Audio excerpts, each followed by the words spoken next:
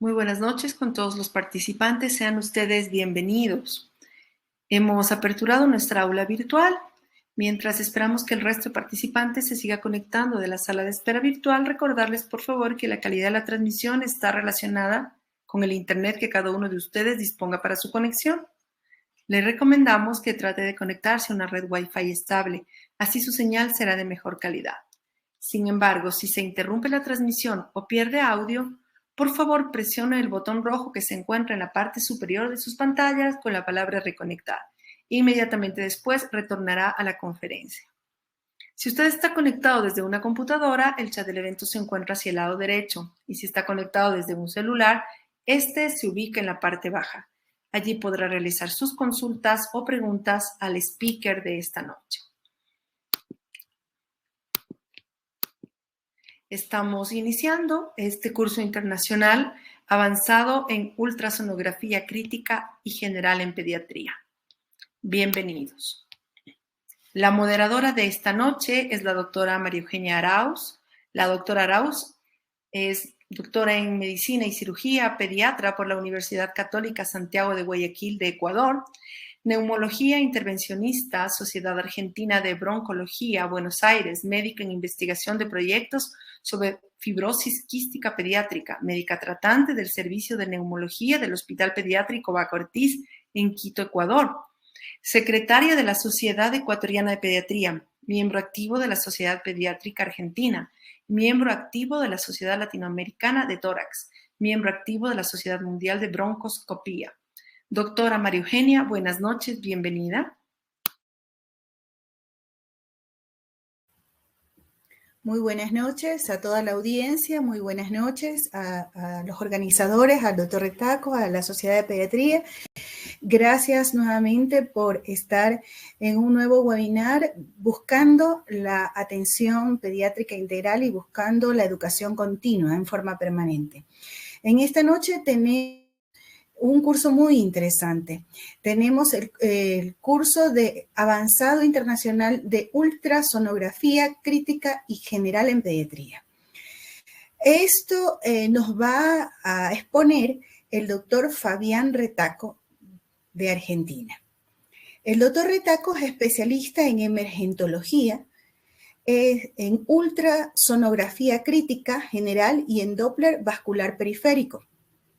Fellowship en ultrasonografía pulmonar, director del curso universitario de estudios avanzados de ultrasonografía del tórax, Universidad de la SUAY en Cuenca, Ecuador, director del curso universitario de ultrasonografía en la emergencia y áreas críticas en la Facultad de Ciencias Médicas de la Universidad Nacional del Litoral de la provincia de Santa Fe en Argentina, profesor honorífico de la Universidad de la SUAY de aquí en Ecuador, ex médico del staff del Servicio de Emergentología del Hospital Universitario Austral de la provincia de Buenos Aires, ex director del Comité de Imágenes de la Sociedad Argentina de Emergencias y ex médico ecografista de la Unidad de Ultrasonografía del Servicio de Emergencias del Hospital Universitario Austral, Buenos Aires, Argentina. Es un gusto para la Sociedad de Pediatría presentarlo, doctor Fabián Retaco. Todos estamos ansiosos de escuchar su exposición. Comencemos. Bueno, buenas noches. Muchas gracias, María Eugenia, por tus palabras tan cálidas. Vamos a iniciar un tema importante que tiene que ver con algo que debemos incorporar ya en el siglo XXI. Creo que se ve la charla, si me corrigen. ¿Se ve? Sí, doctor. Perfecto, sigo entonces. Lo que es la ultrasonografía pulmonar en pediatría, y tiene una consideración importante porque esto que comenzó hacia la década de 1998-2000 en las áreas de terapia intensiva y emergencia ya hoy es transversal. ¿Qué significa? Este ultrasonido, esta onda sinusoidal en manos de personal entrenado, se incorpora como el elemento que debe integrarse al examen físico de cualquier paciente, de cualquier edad y cualquier especialidad. Es decir, el nefrólogo le dará la utilidad que sea necesario. Neumonología adulto pediátrico tiene que darle la utilidad necesaria en las patologías prevalentes y así sucesivamente en todas las especialidades. ¿Por qué? Porque si nos basamos ya en ultrasonografía pulmonar, ya en la década del 2000, se descubrió que el pulmón es tremendamente amigo, el aire, del ultrasonido. Se llevan muy bien, no son enemigos. ¿Por qué? Porque se basa a través de artefactos y los artefactos salvan vidas. A través de los megahertz, del traductor de baja frecuencia, el convexo o lineal de alta frecuencia, permite interrogar y saber si hay artefactos fisiológicos o patológicos. ¿Cuáles son un artefacto fisiológico? Voy a explicar un poquitito la ultrasonografía aplicada a la caja torácica para poder entender la bronquiolitis y cuándo hay coinfección bacteriana y por qué la sensibilidad de la ultrasonografía tiene en estos casos clínicos en el grupo etario menor de 4 o 5 años. La reflexión es algo que vemos a diario. Uno se refleja en el espejo por algo químico, pero también cuando estamos al lado de un lago, de un río, un manantial, podemos reflejar nosotros o vemos que se refleja la arboleda. Eso es un efecto óptico. ¿Y qué sucede en la caja torácica? Cuando el ultrasonido encuentra el hígado, el diafragma y aire en la base pulmonar derecha, vasodiafragma y aire en la base pulmonar izquierda, hace este efecto óptico, es la reflexión, como si el hígado se proyectara en la base pulmonar derecha, ahí lo tienen, o el vaso se proyectara en la base pulmonar izquierda. Esto, si no aparece, significa que algo le está pasando a la base pulmonar derecha o izquierda, porque es un efecto óptico que genera ese encuentro con estructuras histológicas con distintas velocidades y densidades. Otro efecto fisiológico que va a ser en determinados lugares de la anatomía de órganos es la refracción. ¿Qué significa refracción? Cuando el ultrasonido encuentra el líquido, pasa todo, nada lo detiene y se desvía. Eso, la vejiga, que es líquido, la vesícula, que es líquido, genera un artefacto que se llama refuerzo posterior. El ultrasonido no sabe si ese sudado, trasudado, sangre u orina. Es dependiendo de la estructura que estoy analizando. Pero si yo analizo, interrogo un paciente pediátrico que tuvo un trauma, una caída de 5 metros, pierde la imagen especular, imagen anecoica con refuerzo posterior, no va a ser otra cosa que lo integro al contexto clínico que se llama hemotórax. Si fuera tos, catarro, fiebre, puede ser un derrame paraneumónico. Es decir, nunca hay que separarse del contexto clínico, nunca tengo que dejar de interrogar al paciente y después sí sumo a la ultrasonografía como el valor que tiene, como integro con el hemograma, con los gases en sangre y así sucesivamente, todo lo que hacemos en el examen clínico. Lo importante de todo esto, que nuestro paciente es un iceberg, dice muy poco, muestra muy poco y hay que descubrir mucho, y el ultrasonido vino para quedarse porque descubre lo que el estetoscopio, lo que la percusión, lo que la palpación no puede determinar, y a su vez hoy le voy a demostrar lo que tampoco puede determinar y ver si hay progresión o regresión de la enfermedad, que es la placa de tórax. No estoy en contra de la placa de tórax, yo vengo de la placa de tórax, pero si tengo un método que es superior, mayor sensibilidad, especificidad, lo tengo que incorporar a mi examen clínico habitual. La absorción, ¿qué es? Es cuando el ultrasonido no pasa, es decir, es absorbido, genera energía. ¿Y qué es eso? ¿Qué fisiología? ¿Qué genera? La sombra acústica. La sombra acústica va a ser las costillas en la caja torácica. Sombra acústica en una vesícula no puede haber porque es cálculo, ya hay patología, pero acá esto es fisiología pura. ¿Y para qué sirve la sombra acústica? Para hacer las ventanas. Una ventana longitudinal va a tener sombra acústica y una ventana oblicua me está diciendo que cuando no hay sombra acústica es porque estoy haciendo de la manera correcta, porque me pongo paralelo a los espacios intercostales. Esto es fisiología pura. Pero hay algo fundamental que se descubrió en la década del 2000, que cuando el pulmón está en equilibrio, aire y agua están en equilibrio, la pleura es hiperecogénica, genera lo que se llama la reverberancia, presencia de líneas A. ¿Qué son las líneas A? Cuando el pulmón está en equilibrio, y ya vamos a ver cómo está compuesto ese equilibrio, la línea pleural se refleja, se reverbera como si fuera muchas líneas pleurales, de manera equidistante, de piel a línea pleural. Fíjense que acá, y estos son líneas A, significa que si encuentro esto, el pulmón está normal en cada una de las áreas interrogadas. Artefacto son amigos del ultrasonido y el aire se lleva perfecto. Entonces, el aire puede atenuar, puede ser la estructura el tejido o dentro de lo que es el hueso, el agua, el líquido, el que más atenúa, pero no impide que yo pueda revisar e interrogar el pulmón.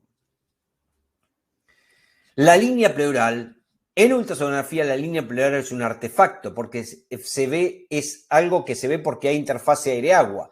Pleura es en tomografía, línea pleural es en ultrasonografía. Se mueve, tiene deslizamiento, es hiperecogénica, es regular o irregular. No es ni gruesa ni fina. Gruesa y fina puede ser en TAC. Acá es regular o irregular, tiene deslizamiento o no tiene deslizamiento. Nadie midió la velocidad de la línea pleural, si se mueve menos o poco. ¿Hay o no hay deslizamiento? Por lo tanto, su evaluación es cualitativa en tiempo real, sin frizar, sin parar el equipo.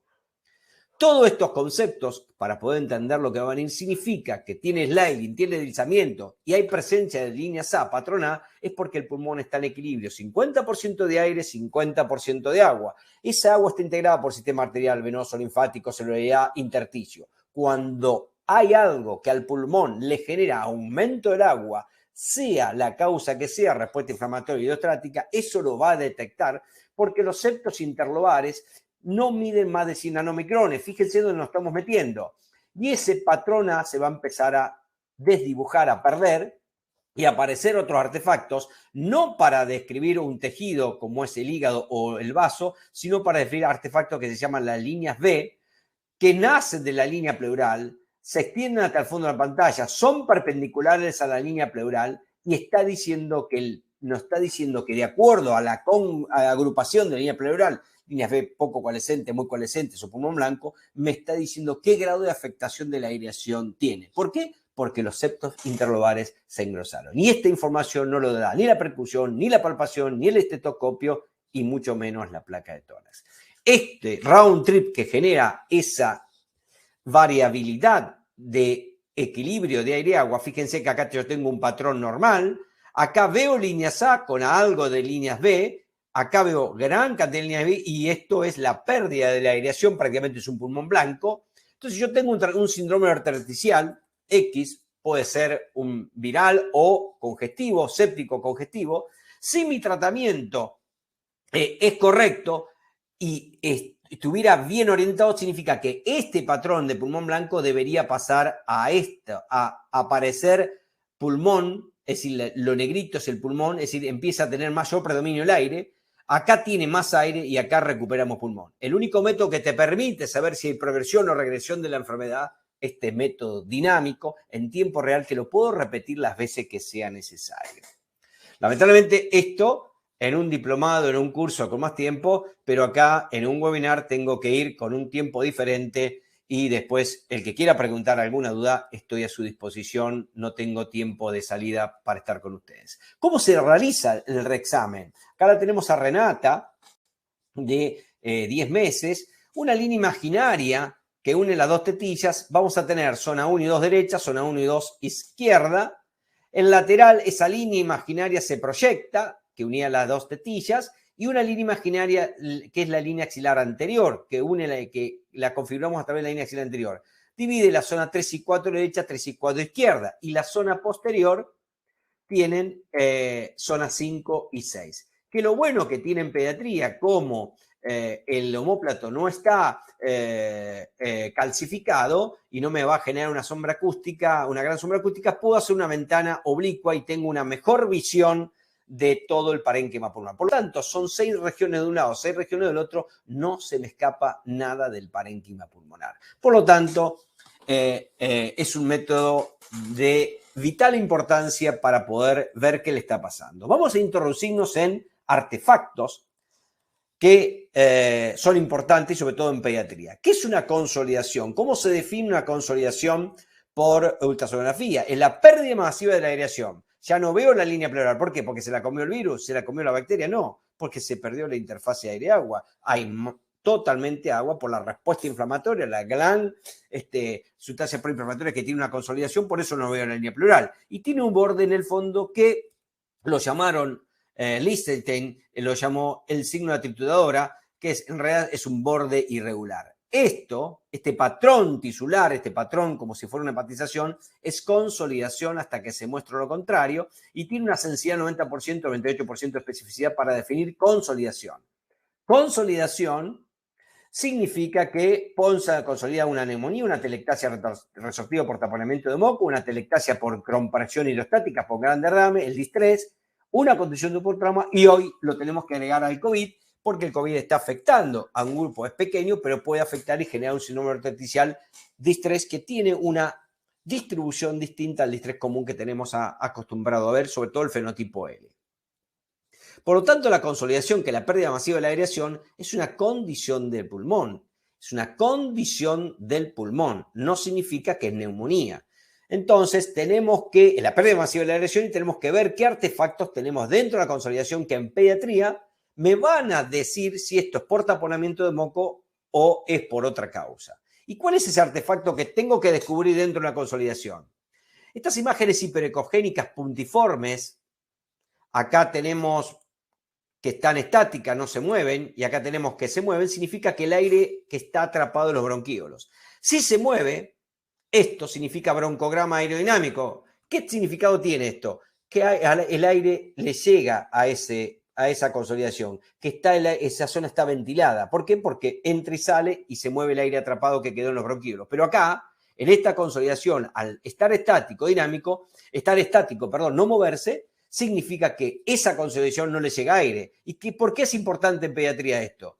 Porque el broncograma aerodinámico, presente el broncograma dinámico en una consolidación, descarta la consolidación por atelectasia resortiva. Consolidación resortiva significa consolidación por taponamiento de moco. Esto me hace suponer que puede ser por taponamiento de moco. Ya vamos a ver qué tamaño, qué tipo de consolidación es por taponamiento de moco viral y cuándo tengo que agregar antibiótico. Y entonces me está diciendo que acá tengo que iniciar una terapia, fisioterapia respiratoria y terapia de alto flujo, y acá no. Entonces, la presencia de broncograma aerodinámico en pediatría puede ser una neumonía, ¿sí? Puede ser una neumonía y sobre todo con el tamaño, y no hay necesidad de indicar ventilación de alto flujo o fisioterapia porque al pulmón le llega aire. Si hay que iniciar antibiótico, se inicia antibiótico y vemos si ese antibiótico tiene respuesta. ¿Por qué? Porque si el antibiótico tiene respuesta, esa consolidación, si me tiene que ir bien, tiene que pasar ¿a qué? A patrón B.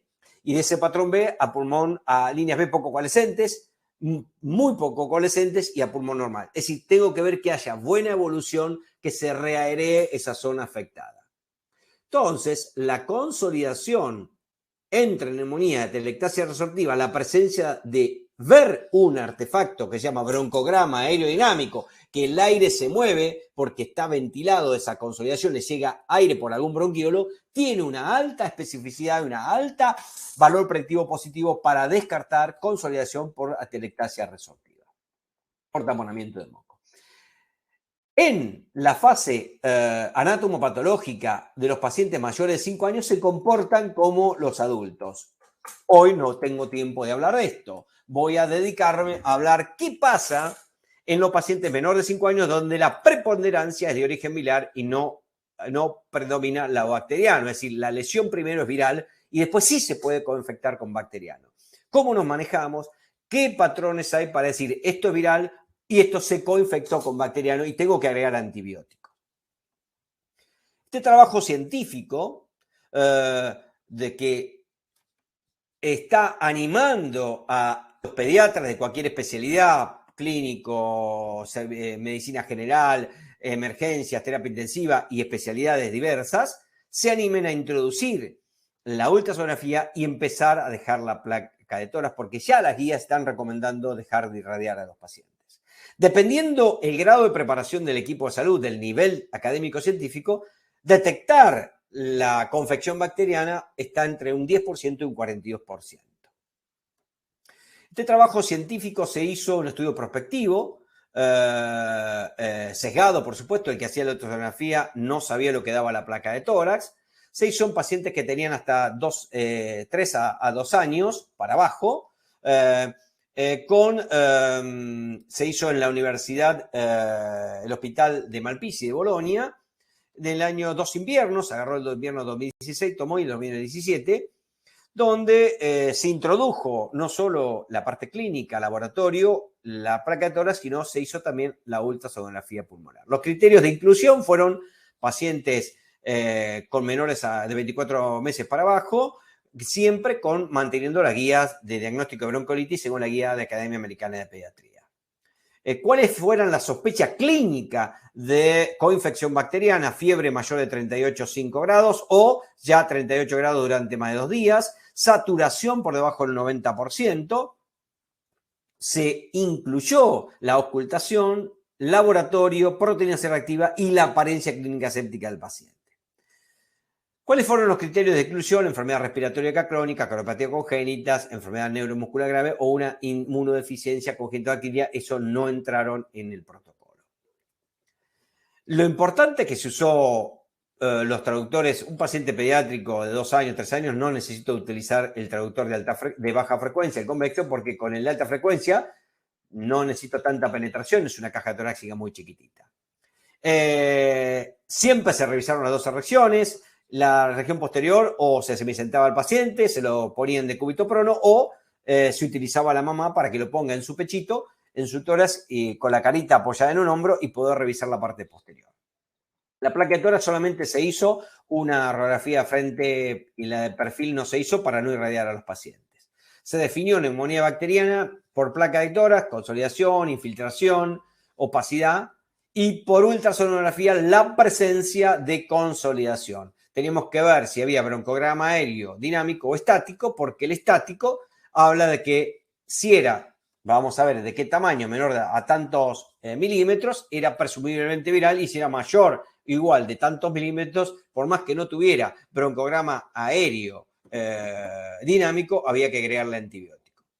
Acá esta paciente tiene 6 meses de vida, Olivia. Cuando me llama la pediatra, le dije que por el tamaño de la consolidación había que poner antibiótico y ella me dijo, pero ¿puede ser una telectasia resortiva? No, porque tiene broncograma aerodinámico. Fíjese, este artefacto está editado para que ustedes lo puedan ver mejor, sobre todo cuando uno no está iniciado en la ultrasonografía. Fíjense cómo en zona 5, que son las zonas posteriores del pendiente líquido, empezamos, hay que ver dónde se coinfectan y aparecen las complicaciones inicialmente. Fíjense, acá tienen broncograma aerodinámico. Un solo broncograma dinámico me descarta la consolidación por taponamiento de moco. Entonces, la muestra fue homogénea, la edad, la temperatura, los blancos, se le pidieron laboratorio, PCR, y de los pacientes que ingresaron, que eran alrededor de 87 pacientes, 25 se detectó que tenían una coinfección bacteriana, donde tuvo una muy buena sensibilidad y especificidad la ultrasonografía, también acompañó la placa de tórax, pero la ultrasonografía pudo ver que había broncograma aerodinámico y descartar la telectasia, consolidación por resortiva, y hay que agregar antibiótico cuando la consolidación tenía mayor o igual de 1 centímetro. Estos pacientes hay que ponerle antibiótico. O sea que este trabajo científico nos permite decir que es muy confiable en manos de un personal entrenado y poder desprendernos de la placa de tórax. ¿Por qué? Porque también determinó la coinfección, cuáles fueron los elementos que nos llamaban la atención. Que el paciente requería más oxígeno, mayor flujo terapia, mayor fracción de inspiratoria, mayor hora de oxigenoterapia y mayor día en terapia intensiva. No es lo mismo los blancos y la temperatura. Es decir, esa asociación del contexto clínico con lo que veíamos por ultrasonografía fue determinante y nos ayudó. Y también nos ayudó a definir si era de origen viral o había que poner antibiótico, los artefactos, analizar lo que le pasa a la línea pleural, que tampoco ni la percusión, ni la palpación, ni la auscultación, ni la placa de tórax permite esta visualización. ¿Se acuerdan que la línea pleural era regular, con deslizamiento conservado?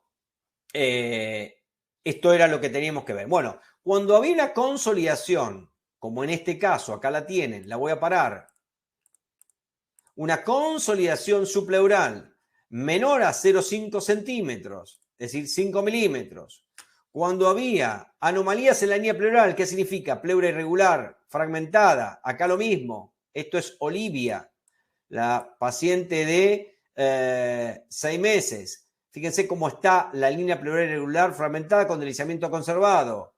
Con líneas B únicas, pueden ser únicas o confluentes, como la tenemos acá.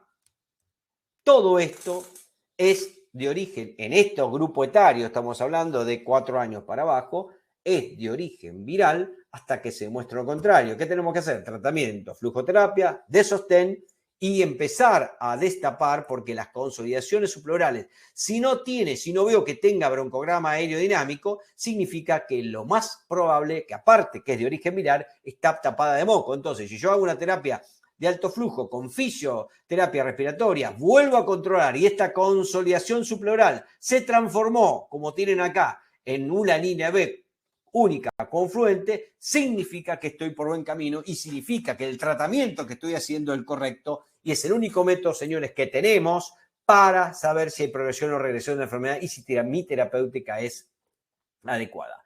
Pero ¿qué pasa? Que me queda quedar tranquilo. El único posible control, porque esta consolidación de 5 milímetros es ahora, pero puede pasar que sea grande, se vaya a 8, a 10 milímetros y hay que ponerle, se transforma en una consolidación y hay que poner antibiótico. Si entonces el único método que tenemos para ver si hay que iniciar terapia antibiótica o seguimos tratando de origen viral es la ultrasonografía, el monitoreo por ultrasonografía. No hay otro método. Monitoreo luz superior a la placa de tórax y superior al estetoscopio, superior a la percusión y superior a la palpación. Esto es la realidad y esto se vino para quedarse. Este trabajo ya es más en pacientes de mayor edad. Lo voy a comentar brevemente para no confundir al auditorio, porque es mucha información y prefiero que nos quedemos con lo que es viral, ¿no? Estos son pacientes mayores de 4 años, 5 años, donde se hizo un hospital de Beijing, donde se utilizó los criterios de neumonía aguda de la comunidad en el servicio de emergencias y se hizo 2 brazos. Un brazo solamente con el contexto clínico, laboratorio y ultrasonografía y otro brazo comparando la ultrasonografía con la placa de tórax. En este brazo, lamentablemente, hubo algunas placas de tórax que se tuvieron que hacer. ¿Por qué? María Eugenia, la que me presentó, mi colega querida, que estaba de internista, no me lo aceptaba si no le hacía una placa de tórax. O el papá o la mamá le pedía al médico que sí o sí le hiciera una placa de tórax. ¿Por qué? Porque ¿cómo iba a diagnosticar neumonía con un método de ultrasonografía? Es decir, fíjense, cuando uno se divulga y hay divulgación del método, como si está arraigada la placa de tórax y no tan arraigada, impresa en nosotros la ultrasonografía. El otro vaso fue ultrasonografía y placa de tórax. ¿Qué demostró este estudio? Por supuesto, sospecha clínica, contexto clínico, fiebre, tos, catarro, disnea, dolor pleurítico. Es decir, la muestra fue homogénea para los dos. Taquipnea, fiebre tuvieron todos, tos, dificultad respiratoria, dolor tipo pleurítico. Es decir, todos estaban, por supuesto, en condiciones hemodinámicamente estables. No ingresaron los pacientes que estaban inestables, por supuesto, o que no se podían, no tenían criterio de internación. Y también no entraron aquellos que tenían una placa de tórax previa. ¿Qué pasó? Que en estos pacientes ya los patrones que son virales hay que agregar antibiótico. ¿Por qué? Porque la preponderancia que tiene es de origen bacteriano y no viral. Pero ¿qué pasó con esto? Detectó 4 patrones que la ultrasonografía no podía detectar. O sea que la ultrasonografía superior a la placa de tórax. ¿Y qué también determinó? Que el broncograma aerodinámico, ¿sí?, es sensiblemente detectable cuando mide menos de 10 milímetros por ultrasonografía y lo detecta con algo método estático. La placa lo puede ver, la placa de tórax, cuando mide más de 20 milímetros. Y resolver un paciente en 132 minutos contra 180 minutos, placa de tórax y ultrasonografía, diagnóstico precoz tratamiento, inicio de tratamiento adecuado con antibióticos, el que se beneficia es el paciente. Las conclusiones, por supuesto, que es más sensible y tiene mayor sensibilidad y valor predictivo positivo la ultrasonografía que la placa de tórax, pero también determinó que estos son muy beneficiosos las embarazadas, que no hay que irradiarlas y que también tienen neumonía. ¿Qué quiero decir con esto? Para terminar, que este trabajo en pediatría coincidió con un trabajo que se hizo en adultos, donde acá sí, a la ultrasonografía se le agregó la placa de tórax y la TAC, porque eran adultos y podían irradiar. Los dos concluyeron que la ultrasonografía ve 3 patrones, que son en este grupo etario mayor de 5 o 6 años, hay que agregar antibiótico y la placa de tórax no tiene esa posibilidad. Solamente consolida el 28% de las neumonías bacterianas. El resto, hay 3 patrones.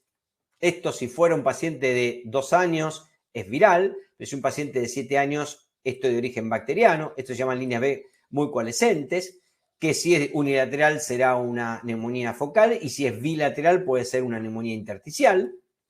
Consolidación subpleural mayor o igual de 5 milímetros. Hay que poner antibiótico por encima de 6-7 años porque la preponderancia es bacteriana.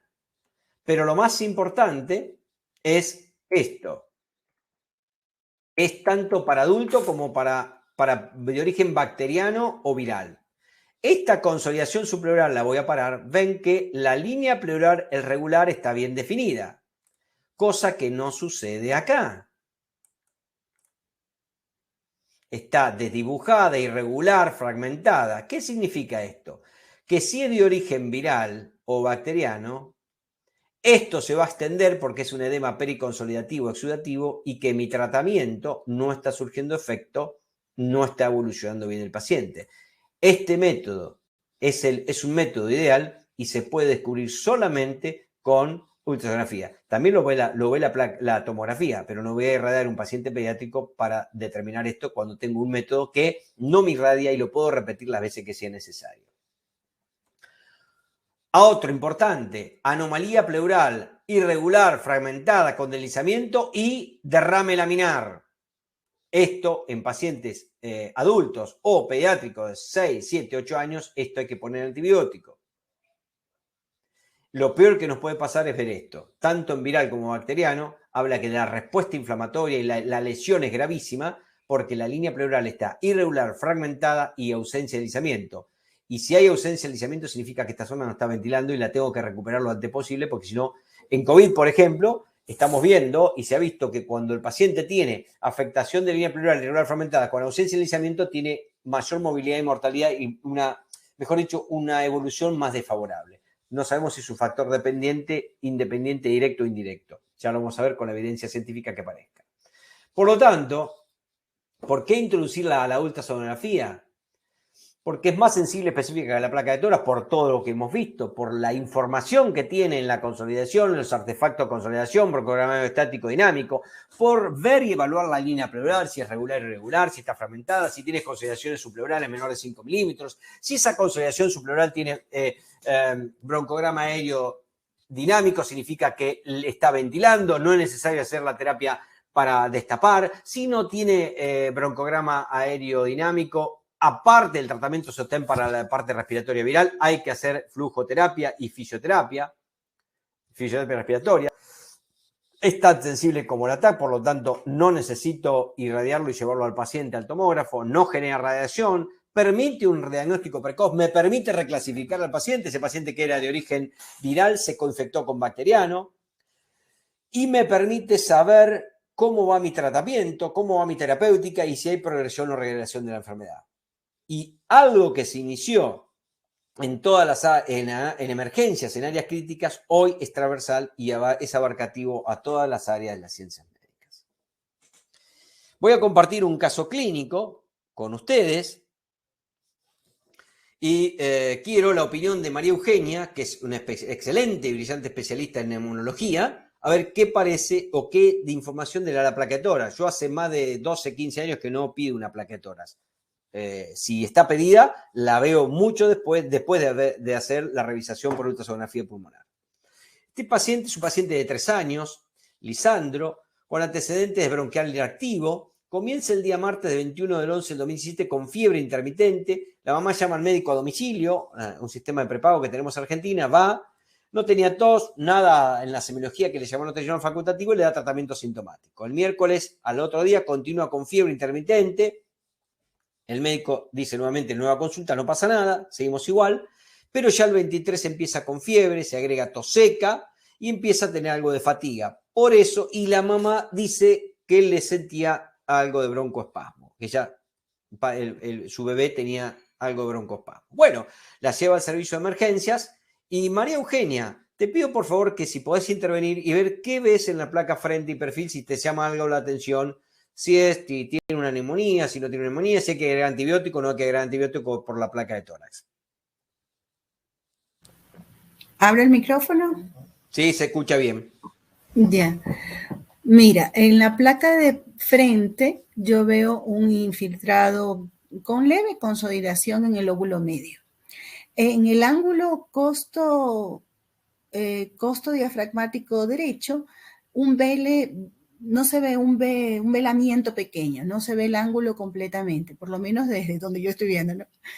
Retrocardíaco sí se ve unas imágenes que impresionarían algo de trama posterior, es decir, en la base izquierda se ve, y no se ve bien fidedigno el M diafragma del lado izquierdo. No le veo el velamiento que le veo en este ángulo, en el ángulo derecho, pero sí en el izquierdo sí borro un poco. En la placa de perfil se ve, impresionaría atrapamiento aéreo, impresionaría, porque si ves el aire que se ve retroesternal, impresionaría.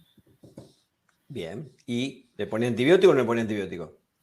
Tiene un día de evolución, tiene dificultad respiratoria, no me acuerdo la edad, Fabián. Sí, 3 años. 3 años, yo esperaría, podría ver los otros factores, toda la historia clínica, en qué contacto estuvo, va a guardería, no va a guardería. Recuérdate que a esta edad es más viral los procesos, entonces esperaría ver si tiene leucocitosis, etcétera. Si tiene dificultad respiratoria, se merece un análisis, una analítica. Bien, mira lo que dio la placa, mira lo que dio la ecografía. Patrón B focalizado, es viral. Perfecto, acá no hay que hacer nada, pero acá tiene una bruta consolidación. Mayor de 1 centímetro. En la base derecha.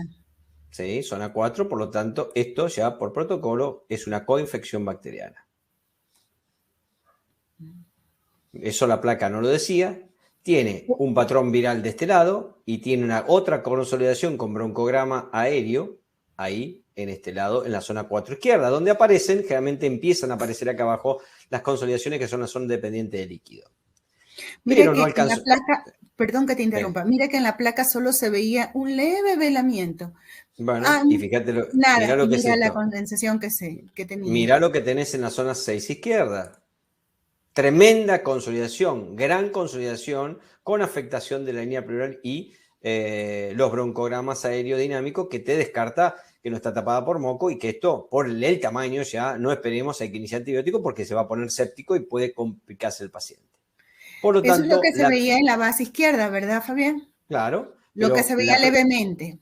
Claro, la placa que hizo no demostró todo lo que tenía, ni el estetoscopio, ni la palpación, ni la percusión, no demostró todo lo que informó la ultrasonografía pulmonar. Por lo tanto, no hay duda que esto es de ideal importancia. Bueno, muchas gracias.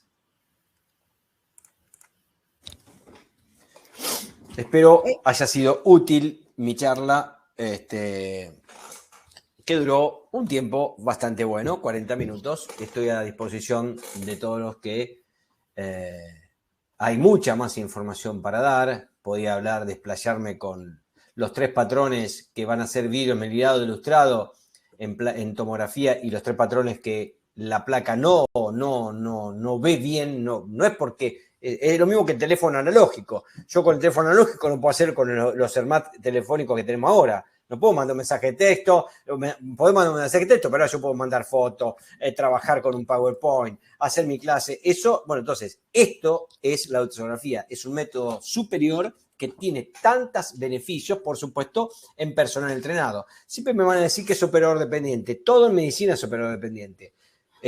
Para describir la placa como la vos describiste, tenés que estar entrenado. Para interpretar los gases en sangre, tenés que estar entrenado. Para ver si un bloqueo AB de segundo grado móvil tipo 1 o 2, tenés que estar entrenado. Diferenciar un flutter en una fibrilación auricular, tenés que estar entrenado. Todo en medicina es operador dependiente. Fabián, no me han llegado todavía las preguntas al chat, pero te puedo ir haciendo una plática, un conversatorio de lo que yo he estado escuchando de tu excelente charla. Fíjate que vos dijiste, esto descubre toda la información que podemos recabar en un paciente, ¿no? Y enfocándonos en la parte respiratoria, ha sido muy importante este aporte porque es mucha información que podemos rescatar y desde un tiempo real. Eso me encantó. Eso que dijiste, la ecografía es un proceso dinámico, es un proceso que lo vamos a rescatar a tiempo real y que nos vamos a descubrir y que lo podemos repetir todas las veces que sean necesarias para obtener una información adecuada a nuestro paciente. Y eso, la verdad, que fue de alta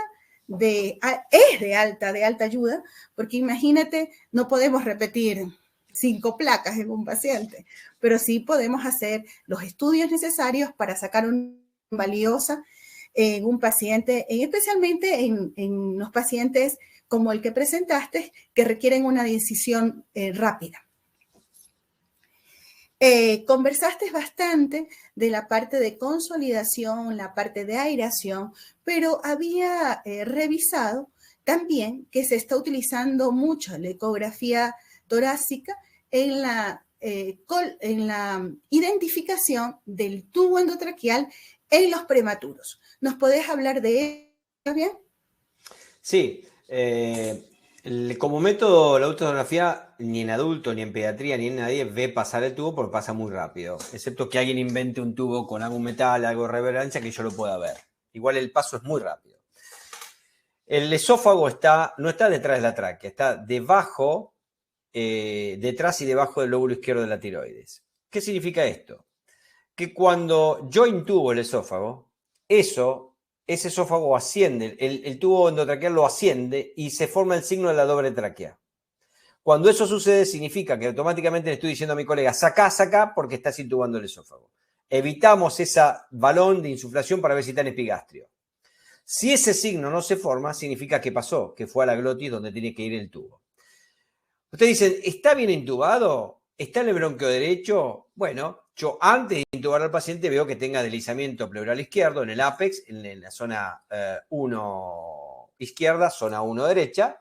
Si hay deslizamiento, una vez que intube el paciente, que no se formó signo de tráquea, miro y me voy al ápex izquierdo, la zona 1, si hay deslizamiento. Si no hay deslizamiento, le digo a mi colega, retira un poquitito, insufla, y cuando aparece el deslizamiento le digo, deja el tubo ahí. Ya está, no lo toques más. ¿Qué otra cosa tenemos? Es la elevación del diafragma. Sabemos que el diafragma se eleva, que normalmente el diafragma se eleva 3 o 4 centímetros. Entonces, me voy al cuadrante superior derecho, veo la elevación del diafragma y me voy al cuadrante superior izquierdo y veo la elevación del diafragma. La elevación del diafragma va a ser semejante en los dos diafragmas si está el tubo bien puesto. Por lo tanto, tengo métodos para poder saber muy bien la localización del tubo, en qué posición está y no tengo que irradiar nunca más al paciente. Genial. Mira esa tan amplia utilidad de la ecografía y tan poca utilizada, o vemos un límite en la ecografía y tan utilidad que nos puede dar desde la parte pediátrica. Tengo una pregunta aquí que nos llegó al chat. La ultrasonografía está subutilizada, como habíamos comentado, pero la pandemia trajo un abuso desmedido de los medios que emiten radiaciones ionizantes, como la tomografía y la radiografía, ¿no? ¿Cómo podemos vencer esta resistencia al cambio? ¿Y qué podemos hacer en estudios de investigación como para que se venza este obstáculo que tal vez lo ponemos mentalmente hacia la ecografía?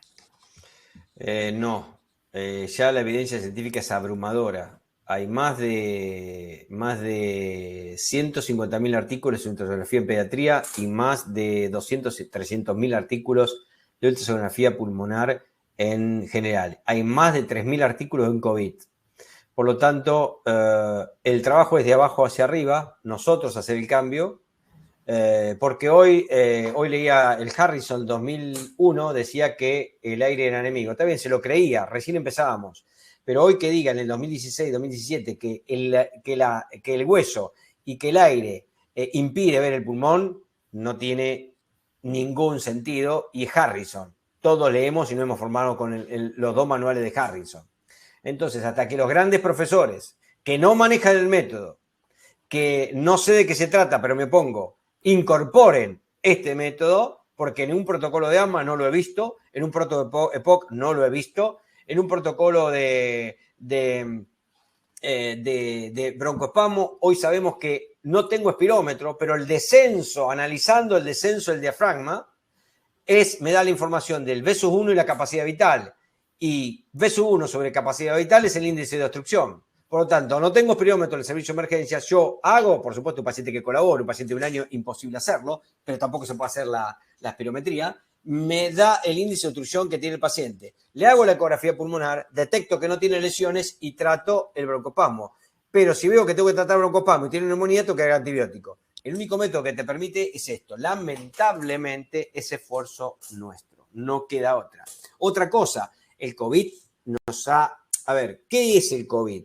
El COVID vino a demostrar lo que hace 15, 18 años estamos diciendo con sonografía pulmonar. Le dio el lugar que se merece a la ultrasonografía. Lamentablemente tuvo que haber una pandemia para darle el lugar que se merece. ¿Y qué descubrió el COVID? Tengo algunas preguntas más, disculpame. Sí, dale. Tengo algunas preguntas más. Sí me gustaría contestarle a los colegas que nos están escribiendo. Tenemos al momento 200 colegas que están participando en esta audiencia.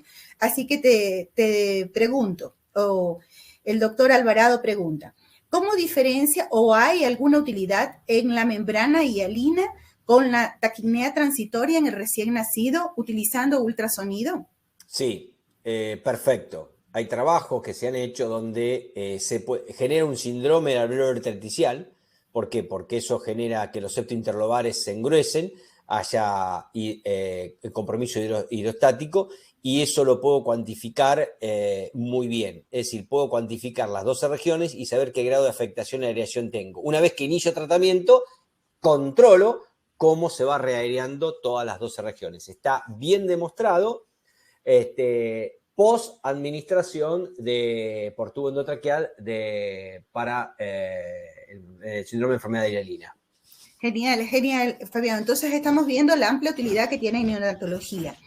El doctor Ramos pregunta, la doctora Ramos, ¿cómo se distingue el ultrasonido, el patrón de vidrio deslustrado o el signo del halo invertido? Es líneas B. Las líneas B con distinto agrupamiento. Líneas B poco coalescentes, que son 3 o 4 líneas B. Líneas B muy coalescentes, que me ocupan... a ver, se los digo así. Yo tengo una ventana. Si sin parar el aparato, las líneas B, la cantidad de líneas B que veo, me ocupan hasta el 50% de la línea pleural, son 5 líneas B. Si me ocupa mayor del 50% de la línea pleural, son 10 líneas B. Y si es un pulmón blanco, 10 líneas B. Eso es para estratificar el síndrome alveolo intersticial. Si yo tengo un paciente con distrés que está internado y que tiene una complicación, una coinfección de cualquier origen, ya las líneas B poco coalescentes es un punto, las líneas B muy coalescentes son 2 puntos, es decir, a mayor del 50% de la línea pleural solo punto, y la consolidación son 3 puntos. Entonces voy sumando, por ejemplo, en zona 1, en zona 3 tengo líneas B muy coalescentes y una consolidación. ¿Quién se lleva el más puntaje? Los 3 puntos. El grado de más afectación de la aireación. No sumo 3 más 2, 5. Y hago todo eso. Inicio un tratamiento y yo tengo un score, por ejemplo, un score moderado ya es mayor de 18 puntos. Un score severo mayor o igual de 18 puntos. Moderado de 10 a 18. Leve menor de 8. Entonces, hasta me permite saber cuánto estoy ganando. Ese puntaje, si yo gané, es decir, tengo una score de afectación de 26 puntos, le hice un X tratamiento, ventilación con flujoterapia, fisiología respiratoria, todo lo que yo necesite por la patología, y gané mayor o igual de 8 puntos, de un score de 28, gané después mayor de 8 puntos, significa que gané mayor de 750 mililitros. Está demostrado por la curva de presión de volumen con respirador. Este método es tan sensible como el ATAC y yo por puntaje recupero volumen. Si recuperé hasta 4 puntos, gané nomás 75 de 75 a 250 mililitros. Entonces, ¿qué significa eso? Que tengo que mejorar mi terapia respiratoria. ¿Por qué? Porque estoy por debajo, es decir, mejoró, pero no es suficiente, no es buena mi terapia. Tengo que rehacer mi terapia, es decir, cambiar mi mecánica ventilatoria si es invasiva o no invasiva. Exacto. O sea que es de amplísima utilidad en terapia intensiva. Continuamos con las preguntas, Fabián. La doctora Castillo pregunta, en la neumonía complicada con accesos pulmonares, ella pregunta, ¿tiene más utilidad que la radiografía? Sí, con abscesos pulmonares. Por supuesto. Sí, por supuesto, porque a su vez la consolidación va a cambiar ahí. Es lo mismo que en el cáncer de pulmón. ¿Por qué? Porque hay áreas necróticas, hay áreas de neovascularización, con la gran respuesta inflamatoria va a haber mucho más heterogeneidad. ¿Qué significa? Va a haber zonas hiperecogénicas, hipocogénicas y zonas anecoicas dentro de una consolidación. Zonas anecoicas dentro de una consolidación habla que hay tejido necrosado. Necrosis pulmonar, claro. La doctora Ingrid pregunta, el costo-beneficio de este método. ¿Costo-beneficio? Nada de costo y beneficio múltiples. El costo es que tenemos que pagar y formarnos nosotros. Hoy nadie te pide para habilitar un servicio de emergencias un ecógrafo y personal entrenado en ecografía. Te piden un desfibrilador y te piden un respirador, que es incongruente. Tendría que haber otras cosas más. Hoy el beneficio es múltiple. Por supuesto que tiene limitaciones. A ver, hay cosas que todo método tiene un 8, un 10% que no puede visualizarlo bien. La TAC tiene un 8, un 10% y necesita de otro método. La placa lo mismo, la ecografía lo mismo. Pero yo, por ejemplo, tengo una consolidación en zona 6. Recuperé todas las zonas y sigue, a pesar de porque si recuperé todas las zonas, mejoraron y tengo esa consolidación, significa que mi tratamiento antibiótico mejoró y mi mecánica ventilatoria es buena. Y sigue con broncograma aeroestático. ¿Qué le voy a pedir una tomografía? No, la llamo a María Eugenia que le haga una fibrobronco y mientras le está haciendo la fibrobronco veo cómo se destapa y ¿qué hace? El pulmón se reairea y de consolidación pasa a patrón B. El único método que te permite eso es la ultrasonografía. Esta parte me encantó, entonces podemos combinar los dos métodos. Por supuesto. Genial. Ya vamos a estar. El doctor Cortés, pregunta, ¿existe la posibilidad que la ultrasonografía ayude en el diagnóstico de las neumonías atípicas? La neumonía típica va a tener se va a hacer beber. Por ejemplo, una neumonía típica va a generar, puede no tener consolidaciones, pero va a generar una neumonía intersticial. Vamos a ver una neumonía intersticial con gran afectación de la línea pleural. El contexto clínico también nunca separarse. Hay una disociación clínico-imagenológica. Es como el COVID. Yo veo un paciente con COVID fenotipo L, que es toda una lluvia de líneas B, que es vídeo ilustrado en tomografía, pero el paciente está hipoxémico y no está inestable, no está descompensado. No se explica. ¿Pero por qué? ¿Por qué explica eso? Porque a la hipoxemia hay una ausencia de la vasoconstricción en el territorio específico del respiratorio. Por lo tanto, ¿qué genera eso? Inicialmente está todo bien y voy a ver una imagen, no hay una disociación clínica con lo que veo y con el laboratorio. Hay una ausencia de vasoconstricción a la hipoxia. Hay vasodilatación, hay una vasoplejía y por eso cuando yo tengo una afectación más de 8 puntos, la bigotera nasal, una máscara con reservorio no le va a servir y ese paciente se va a descompensar y va a terminar en RM. ¿Qué tengo que meter? Terapia de alto flujo, porque hoy lo único que tenemos para contrarrestar el fenotipo L es la terapia de alto flujo. ¿Para qué? Para que no siga el aumento del edema. ¿Por qué? Porque el paciente se va a autoinfligir, va a aumentar el volumen corriente, va a disminuir la PCO2 porque está con taquipnea, la PCO2 aumenta el edema y el paciente después de un fenotipo L se transforma en fenotipo H, el tipo de distrés. Pero en ese tiempo la placa en el estetoscopio no nos dice. Y sí la ultrasonografía. Perfecto. Mira, al momento tenemos 329 participantes todavía que están muy atentos escuchando esta conferencia y nos siguen preguntando. Nos dice el doctor Loza. Buenas noches, le saluda el doctor Loza. Por favor, ¿cómo calculo ultrasonográficamente el volumen aproximado en un derrame pleural? Muy bien. Sería lindo hacerle un curso que ingrese en el próximo diplomado que hacemos con la Sociedad de Pediatría. Ahora empezamos el 23 de noviembre. Es muy simple. Generalmente uno es una fórmula matemática. Mido desde que ingreso de la línea parietal hasta donde está la visceral o donde está el pulmón. Si la distancia que mido es de 20 milímetros, lo multiplico por 16. Y eso me da, por ejemplo, 320. Lo multiplico. Pero no es importante estimar el volumen, porque puedo tener un paciente con un derrame de 600 mililitros y no está descompensado, y tengo un paciente con 200 mililitros con una fracción de sección del 25% y es un EPOC y se descompensa. Lo que va a decidir si yo dreno o no al paciente es el contexto clínico. Y por supuesto tengo que hacerlo bajo ecografía. No que marco y me voy. Dejo, mientras meto la aguja, yo puedo saber cuándo ingresé, y la ventana terapéutica en pediatría es de 10 milímetros y 15 milímetros en adultos. Así, ¿qué significa? La distancia que hay entre la pleura parietal hasta el pulmón o la pleura visceral es de 15 milímetros, es buena ventana en adulto, y 10 milímetros en pediatría. Si tengo una ventana en pediatría de 5 milímetros, no, porque voy a hacer daño. Perfecto. Yo tengo otra pregunta. Esta es mía. En cuanto al diafragma, me encantó el tema de la ecografía pulmonar en el diafragma, ¿no? Haciendo énfasis en esto. ¿Por qué? Porque hay mucha utilidad para esto en las enfermedades neuromusculares en pediatría, que nos afectan también desde la parte respiratoria. ¿Cuánta aplicabilidad tenés frente a eso? Bueno, ahí vas a descubrir que en lugar de hacer una curva hacia arriba, porque el diafragma asciende, va a ser hacia abajo.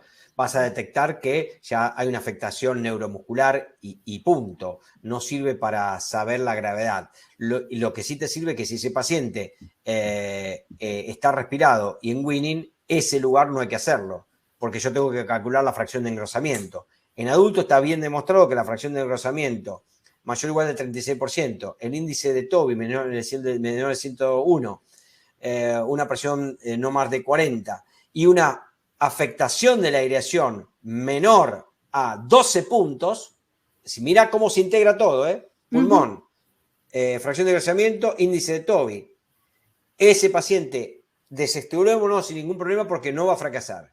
Pero si esas tres cosas no coinciden, no le saquemos el tubo porque a las 48 horas va a fracasar. ¿Qué pasa si tiene de 12 a 17 puntos? Lo pongo en ventilación no invasiva. ¿Para qué? Para seguir reclutando y no me reagree. Le saco el tubo y lo mantengo en ventilación no invasiva. Esta se llama paciente Winning en curso. Demostró que el más del 60% evitaba la permanencia en la intubación. En pediatría, el punto de corte que es negativo, la fracción de engrosamiento mayor o igual a 17 puntos, no lo sostuvimos porque fracasamos. Hay un punto de corte que es del 21%, pero creo que va a ser ese un poquito más, no 36% como lo es en adultos. Hay que investigarlo y por eso es lo que ahí tengo en Cuenca y en Guayaquil, los que se reciben ahora del primer curso de la Universidad de la SUAY. Hay un grupo de pediatras que uno va a trabajar en neumonía y otro va a trabajar en Winning en pediatría. Así que eso es lo que tenemos que ingresar contigo en el Vaca Ortiz. Perfecto, porque el Winning en pediatría es espectacular trabajar en eso para evitar traqueostomías o para evitar procesos muy crónicos en los pacientes. Entonces, valorando bien el diafragma y a su vez todo lo que nos puede dar la ecografía en estas patologías nos va a ayudar mucho para tomar una decisión más correcta. Tenemos otra pregunta. ¿Dónde sugieres utilizar la ultrasonografía? ¿En emergencia, en cuidados intensivos, en consulta externa o en todos? En todos. ¿Por qué? Yo ahora salí de emergencia, estoy en medicina general, en atención primaria de la salud. Viene un paciente con tos y catarro, de 5 años, 2 años, lo ve el pediatra y yo le hago la ecografía pulmonar. ¿Sí? Y defino si tiene o no lesiones y qué tipo de lesiones, si es viral o no. Entonces, el médico, ¿qué tiene que hacer el pediatra? Si yo le digo que tiene consolidaciones subpleurales y línea pleural irregular, condicionamiento conservado y líneas B, poco coalescentes, ¿El pediatra qué tiene que hacer? Hacer terapia de alto flujo y fisioterapia y volverlo a controlar al paciente. Eso se puede hacer en medicina general, en emergencias, en cualquier lado, siempre con un personal entrenado. Fíjense que el COVID nos enseñó tanto, el 85% de la pandemia en Barcelona, la contención en COVID en Barcelona la hicieron los médicos generalistas. Derivaban al hospital al segundo nivel lo que tenía que ir. El resto lo mantenían ellos, iban a domicilio y hacían ecografía a domicilio todos los días. Durante 10 días vigilaban al paciente. Fíjense dónde se puso el ecógrafo. En atención primaria de la salud. Excelente. Tenemos otra pregunta. ¿En qué tiempo un personal médico, ¿no? Si llámese pediatría o de médico general, o hablando de la parte pediátrica, ¿en qué tiempo un profesional pediatra podría estar entrenado en esta ultrasonografía? Focalizándolo, por ejemplo, ahora en la parte respiratoria. En 6 meses, los cursos de 2 días, o de 2 días o un curso de 2 meses no sirven. Mínimo son 6 meses, 7 meses, ¿sí? Entonces, se le da el soporte y todas las herramientas para que aprenda todas las necesidades. Después, por supuesto, la curva de aprendizaje la hace cada uno, pero esos 7 meses tiene todas las herramientas para ser un experto. Por supuesto, si termina el curso y agarra el ecógrafo una vez por mes, hizo el diplomado de gusto. Pero con 6-7 meses es fundamental porque está demostrado que es así. Es más, los cursos de 3 días podemos hacer cosas muy puntuales en determinadas situaciones de emergencias claves, derrame, trauma cerrado de abdomen, diferenciar un neumotórax y nada más, y punto. Pero el tórax se incorpora al corazón y pulmón, porque el que responde a fluidos es el corazón, pero el que tolera fluidos es el pulmón. Entonces yo tengo un paciente pediátrico séptico, ¿sí? Y responde a fluidos, perfecto, lo hice con el BTI, con las pruebas de Doppler y todo. Pero el séptico sabemos que altera la función diastólica, no la sistólica inicialmente. ¿Por qué? Porque de las 4 etapas que tiene el llenado ventricular, las 2 primeras consumen mucha energía y calcio. Y el déficit de calcio transforma el llenado ventricular normal que tiene un paciente pediátrico en difusión diastólica grado 1 o 2. Y si yo tengo una difusión diastólica grado 1 o 2 que me la generó en la sepsis y no lo investigo, no lo miro, le pongo 300 mililitros, 400 mililitros, yo congestiono a ese paciente, agravo la situación clínica del paciente. El único método que te permite esto es el ultrasonido. Responde corazón, tolera pulmón. Entonces, ¿en qué tiempo recomendarías un entrenamiento? ¿En 6 meses? Cualquier curso que dure realmente con temas relevantes de 6 a 7 meses. Perfecto. Menos de eso, no. Nos hablaste también de el operador dependiente, una cosa que me gustó, que dijiste todo es operador dependiente, desde ver una placa, desde analizar un paciente, desde establecer un buen contacto con el paciente y fomentar una adecuada historia clínica, todo es operador dependiente. Pero ¿cuánto operador dependiente se necesita en ultrasonografía? ¿Es lo mismo? ¿O no solo es 7 meses, sino una curva de aprendizaje un poco mayor? Bien, esa es muy buena pregunta.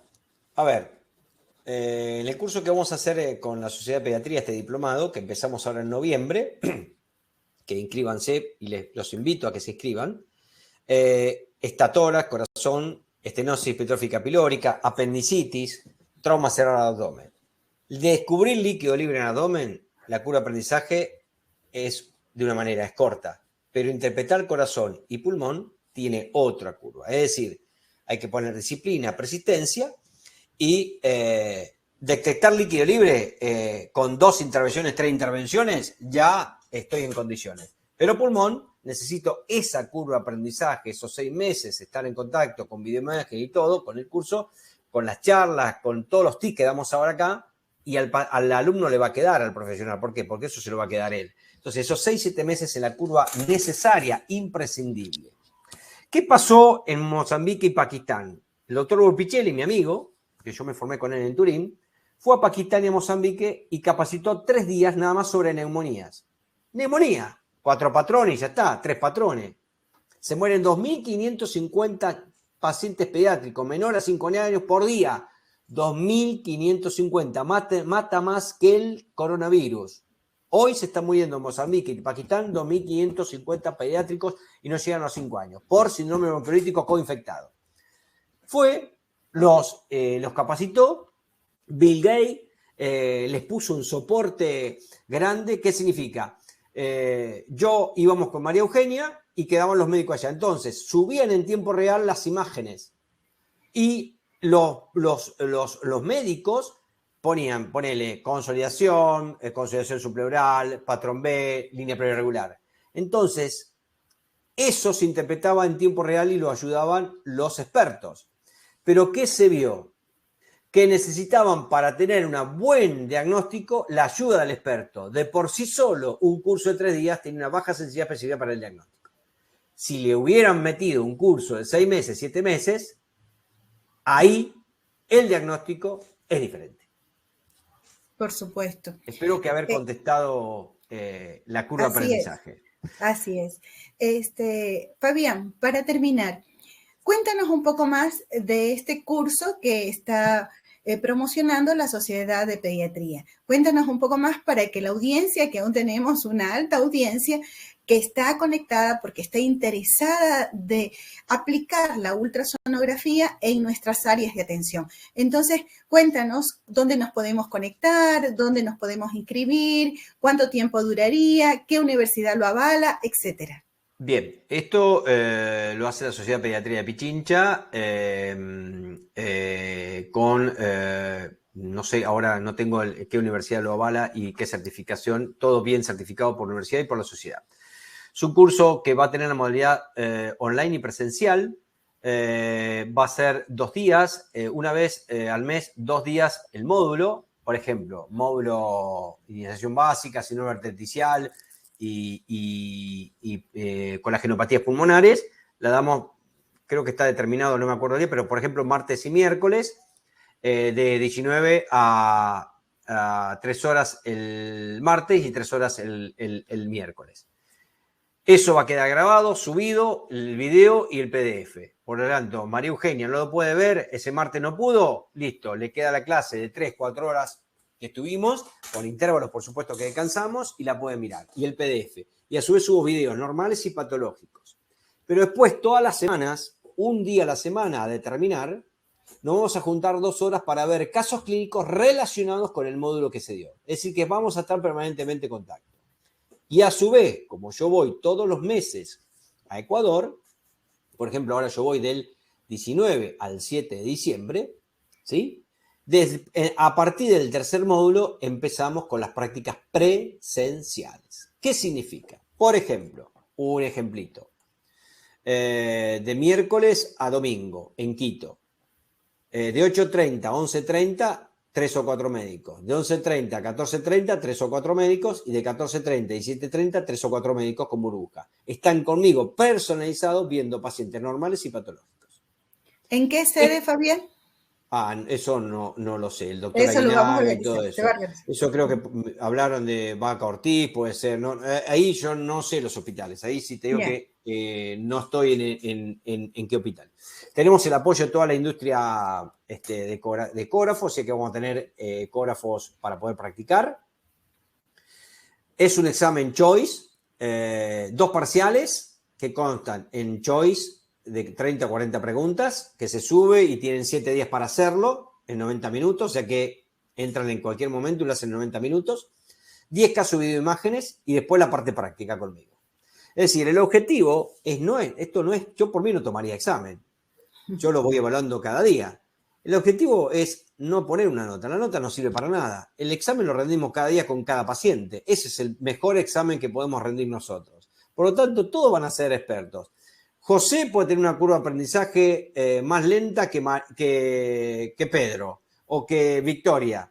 Pero lo importante es que todos van a tener la curva de aprendizaje y la posibilidad de ser expertos. porque depende de cada uno, con disciplina y persistencia. No hay otra manera. Y por supuesto al final es un choice, videoimágenes, pero permanentemente, no solo las clases clínicas van a estar subidas, todo se sube a la web. Los módulos una vez por mes y todas las semanas que, por ejemplo, nos encontramos, un ejemplo, ponele todos los lunes de 19 a 22. Esa clase aparte va a ser subida, entonces Victoria, que no pudo entrar en ese lunes, ve los casos clínicos de ese lunes. A su vez, va a haber un chat con WhatsApp donde los alumnos me van a poder llamar. Por ejemplo, hoy me llamaron 2 de Quito, donde tenían un politrauma cerrado de tórax. Estos son adultos, ¿no?, que están haciendo el curso conmigo. Y en tiempo real resolvimos el paciente. Descubrimos que tenía hemotórax bilateral y neumotórax bilateral. En tiempo real, WhatsApp, videoimagen. A ver, Javier, ¿cómo pone la mano? Listo, pon el oblicuo, dale, mostrame el video. No hay deslizamiento, bajá, no hay deslizamiento. Line point. ¿A qué nivel está el line point? A nivel de la línea axilar media, listo, mayor del 15%, se pone tubo. Esa posibilidad la vamos a tener los 7 meses. Genial. No Genial. hay manera que nos salgan expertos. No pueden. La verdad, es como lo describes, es totalmente cierto, ¿no? No hay manera de no salir aprendiendo, de no adquirir experticia en esta interesantísima habilidad de la ultrasonografía. Y después escriben a la Sociedad de Pediatría, le escriben a la Sociedad de Pediatría. Ahora no tengo, en este momento, a ver si tengo el mail, capaz que tú lo tienes. Sí. Si tú lo tienes, lo dices. El mail no lo tengo, a ver, déjame revisarlo, pero todos los que estamos aquí inscritos en este webinar tenemos el correo asentado, así que podemos enviarles el correo de la Sociedad de Pediatría. No, vos sabés que no tengo. Tengo el de doctora Aguinaga y todo eso, pero no es para eso. Así que. Bien. Y el objetivo, y ya lo digo acá porque lo hemos hablado con María Eugenia, que es neumonóloga, el objetivo es desarrollar en Ecuador. Yo ya tengo la reválida hecha, tengo la residencia profesional, no para trabajar en privado, sino para que lo que desarrollé en Argentina, quiero hacerlo en Latinoamérica y que sea Ecuador el centro formador. No ir más a Europa ni ir más a Estados Unidos. Que Ecuador sea centro formador de hacer los fellows de ultrasonografía en pediatría y que 1 o 2 hospitales de Quito, 1 o 2 hospitales de Cuenca, por ejemplo, o de Guayaquil, tengamos gente formada y podamos ir a rotar allá. Es decir, que vengan de Latinoamérica a formarse a Ecuador. La Universidad de la SUAY es la primera universidad en Latinoamérica que ingresó la ultrasonografía en la Facultad de Medicina, para que ustedes se pongan contentos en esto. Ecuador está dando que hablar. Y la primera sociedad de pediatría en Latinoamérica que ingresa a la enseñanza de posgrado son ustedes. Muy, muy buena noticia. Doy a quienes nos escuchan todavía el mail de la Sociedad de Pediatría. Yo sé que todos los tenemos, pero lo recalco. pediatriapichincha@yahoo.com. pediatriapichincha@yahoo.com. A todos los interesados en esta temática, en este curso internacional, pues pueden escribir. Muchísimas gracias, Fabián, por esta presentación. Muchísimas gracias por involucrarnos en este amplio conocimiento de la ultrasonografía, por darnos esta ventana, este enfoque para conocer y reconocer la amplia variedad de patologías que podemos ayudar y diagnosticar tempranamente, así como lo has mencionado, en tiempo real y en forma dinámica. Te dejo abierto el micrófono para algunas palabras de despedida.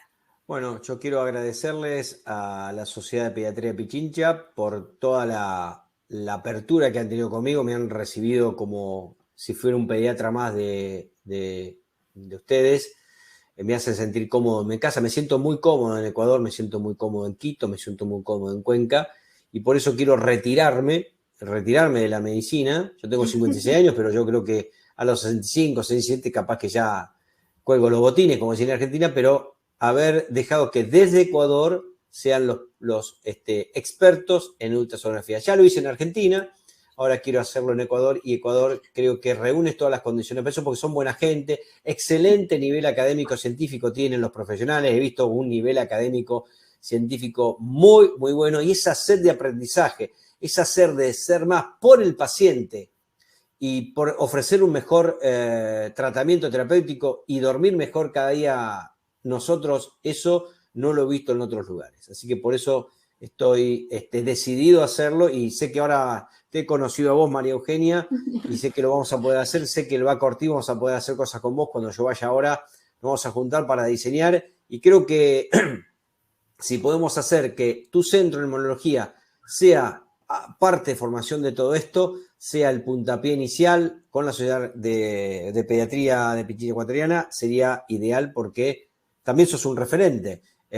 Lo son en Italia los neumonólogos y me parece que eso es muy importante. Así que les agradezco a todos ustedes y bueno, los espero, son cupos limitados, ya hay inscriptos. Y esperemos que rebalse de cantidad de profesionales que quieran incorporar el método de ultrasonido para generar otro curso en la brevedad el año que viene. Muchas gracias por tus palabras y bueno, te esperamos con la calidez que has descrito, que es lo que nos identifica, y con los brazos abiertos para poder aprender más, porque sí es cierto, nosotros tenemos mucha ansia de aprender cada vez más para ayudar a nuestros pacientes. Despedimos este webinar con mucha alegría, sabiendo que tenemos nuevos métodos, nuevas formas de aprendizaje. Muchas gracias por estar con nosotros hasta estas horas. Gracias.